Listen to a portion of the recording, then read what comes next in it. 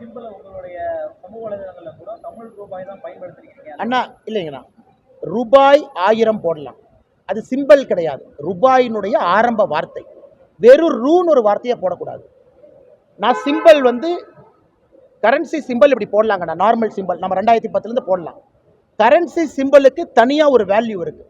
ஏன்னா அது இந்தியாவுடைய கரன்சி சிம்பிள், அவ்வளோதான்.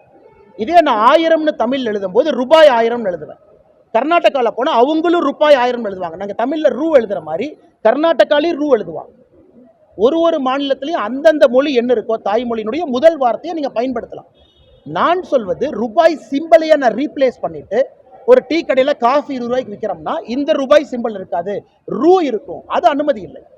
இது காலங்காலமாக எழுதுறோம். 2010க்கு முன்னாடி நம்ம ரூபாய்னு எழுதணும். இவங்க பண்ணுறது அதை ரீப்ளேஸ் பண்ணுறாங்க. அதாவது சிம்பிள் ஆஃப் இந்தியன் கரன்சியை ரீப்ளேஸ் பண்ணி நான் ரூ போடுறேன். சரி, இவ்வளவு சொல்கிறாங்களே, ரூபாய் எங்கிருந்து வந்துச்சு? அது சமஸ்கிருதத்துலேருந்து வந்துச்சு. அதை மட்டும் எடுத்துக்குவாங்களா?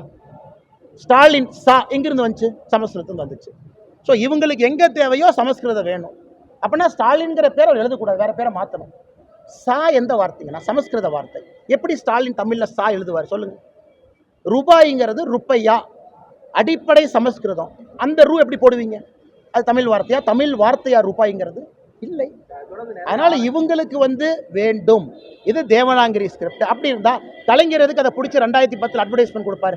மேலேருந்து கலைஞரை என்ன சொல்லுவார்னா, மகனே நான் ஒரே நாடு ஒரே தேர்தல் கேட்டேன், நீ வேண்டாங்கிற. மகனே நான் ரூபாய் சிம்பிள் வேண்டுனேன், நீ வேண்டான்னு. ஏன் மகனே அப்படி பண்ணுறேன்னு மேலேருந்து கலைஞரையாவே சொல்லுவார். ஏன்னா அவர் கேட்டதுக்கு நேராக தானே இவங்க சொல்கிறாங்க. எப்படி இது மாநில உரிமையாகும்?